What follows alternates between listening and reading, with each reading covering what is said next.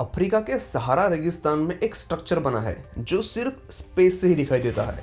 इस जगह पर अगर आप ज़मीन पर खड़े भी रहोगे तो आपको समझ में नहीं आएगा कि आप एग्जैक्टली खड़े कहाँ पर हो। और ज़मीन से तो छोड़ो, प्लेन से भी अगर कोई नीचे देखेगा तो उसके भी समझ में नहीं आएगा कि वो दरअसल देख क्या रहा है।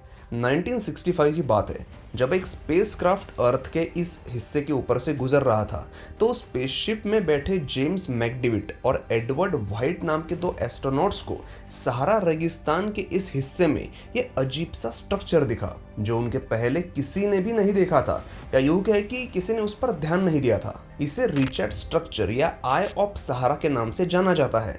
इसके ऐसे नाम के पीछे वजह एकदम सिंपल है कि यह स्ट्रक्चर आग की तरह दिखाई देता है। इसकी लंबाई है 265 किलोमीटर और चौड़ाई है 70 किलोमीटर। ये इतना बड़ा है कि इसमें मुंबई जैसे 30 शहर आराम से समा जाएंगे। लेकिन ये जगह इतनी इंपॉर्टेंट क्यों है, मैं इस वीडियो में इसकी बात क्यों कर रहा हूँ और पूरे दुनिया भर के साइंटिस्ट इस जगह के पीछे क्यों पड़े हैं। इसीलिए क्योंकि ये स्ट्रक्चर परफेक्टली सर्कुलर है और ये किसी एस्टेरॉयड इम्पैक्ट या किसी दूसरी जियोलॉजिकल एक्टिविटी से भी नहीं बना है। और ये जगह एग्जैक्टली मैच होती है एक ऐसी सिटी के डिस्क्रिप्शन से जिसके बारे में आज से 2000 साल पहले लिखा गया था। ग्रीक फिलोसोफर प्लेटो ने आज से 2500 साल पहले अपनी किताब टीमियस और क्रिटियस में अटलांटिस सिटी का जिक्र किया था। ये अटलांटिस शहर परफेक्टली सर्कुलर शेप के हिस्सों में बना था और हर एक हिस्से के बीच पानी का डैम बनाया गया था जिससे इस शहर के लिए पानी की व्यवस्था की गई थी। प्लेटो ने बताया था कि इस शहर के बारे में वो अपने पूर्वजों से सुनते आ रहे थे और ये शहर बहुत ही खूबसूरत था। इसके बीच में सबसे ऊंची पहाड़ी पर इसके राजा का महल था और इसके बाद सर्कुलर शेप में कई सारी रिंग्स बनी हुई थी जिसमें बाकी का शहर बसा था और हर एक रिंग एक ब्रिज के जरिए कनेक्टेड थी। इस शहर के चारों तरफ समुंदर था और इनके पास ताकतवर सेना भी थी जिनके हाथों में उस समय मेटल्स की तलवारें हुआ करती थी और इसी वजह से कोई भी दुश्मन इस शहर को नहीं जीत पाया था। इस शहर में कोई कमी नहीं थी। इस शहर को काफी परफेक्टली प्लान करके बनाया गया था। यहाँ पानी बहुत था, सोने और चांदी के भंडार यहाँ पर मौजूद थे। यहाँ के लोगों को किसी भी चीज की कोई कमी नहीं थी। यहाँ के लोग बहुत खुश थे।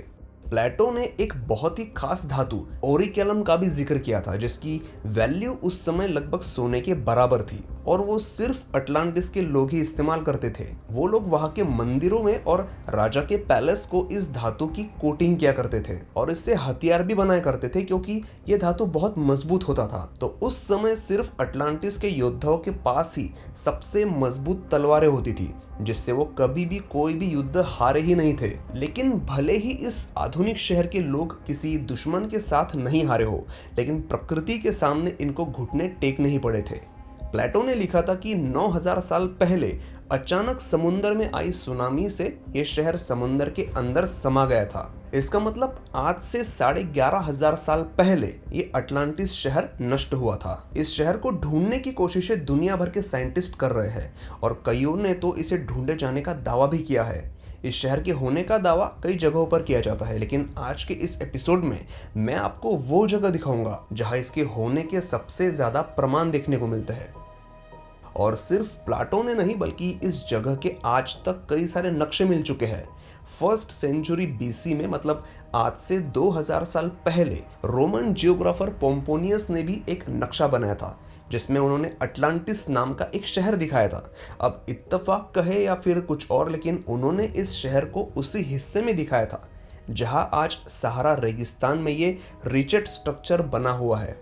हेरोडोटस, जिन्हें फादर ऑफ हिस्ट्री कहा जाता है, उन्होंने अपनी लाइफ के 17 साल दुनिया के अलग अलग हिस्सों में ट्रैवल किया था और वो पहले ऐसे इंसान थे जिन्होंने वेस्टर्न हिस्टोरिकल इवेंट्स को सीक्वेंस वाइज लिखा था और उन्होंने अपने एक्सटेंसिव ट्रैवल एक्सपीरियंस का यूज करके 450 बीसी में दुनिया का एक नक्शा भी बनाया था और उन्होंने भी उस नक्शे में अटलांटिस शहर को दिखाया था उसी जगह पर जहां आज रिचर्ड स्ट्रक्चर मौजूद है। लेकिन आजकल के साइंटिस्ट तो इसे अंटार्कटिका में और अटलांटिस महासागर में खोजते हैं, तो फिर ये शहर था कहाँ?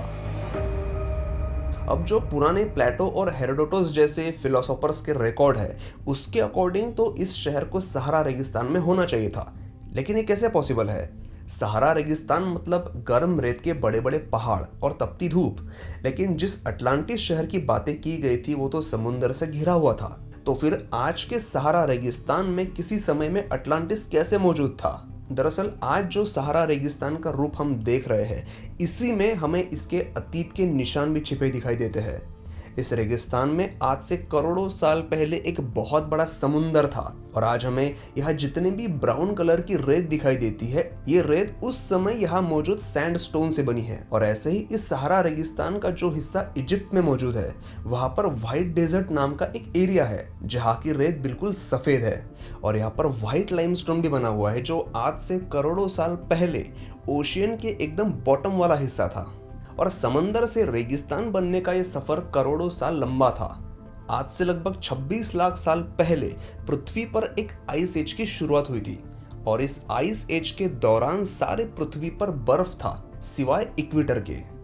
इसी इक्वेटर के हिस्से में अफ्रीका भी आता है। तो आइस एज के दौरान इस हिस्से पर बर्फ नहीं था, इसलिए यहाँ पर जानवर मौजूद थे, पानी मौजूद था और इंसान भी।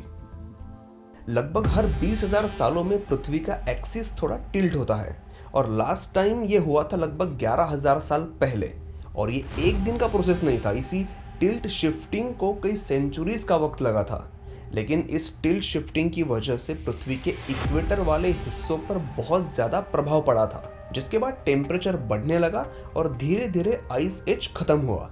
ग्लेशियर्स पिघलने लगे थे और इस वजह से पृथ्वी के कई हिस्से बहुत ही कम समय के अंदर पानी में समा गए थे और इन हिस्सों में अटलांटिस भी था।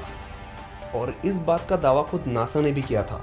उनके ऑफिशियल वेबसाइट पर लिखा है कि ठीक जिस समय प्लेटो ने कहा था कि अटलांटिस शहर पानी में डूब गया था, उसी समय ग्लेशियर्स के पिघलने से सी लेवल लगभग 20 मीटर बढ़ गई थी, जो अटलांटिस शहर डूबने की वजह बनी थी। तो ये तो हुआ था 11,500 साल पहले, जब अटलांटिस और उसके साथ कई सारे आइलैंड पानी के अंदर डूब गए थे। लेकिन फिर उसके बाद भी कई सेंचुरीज तक टेम्परेचर धीरे धीरे बढ़ रहा था और फिर आज से एग्जैक्टली 6,000 साल पहले अफ्रीका का ये हिस्सा धीरे धीरे रेगिस्तान में बदलना शुरू हुआ।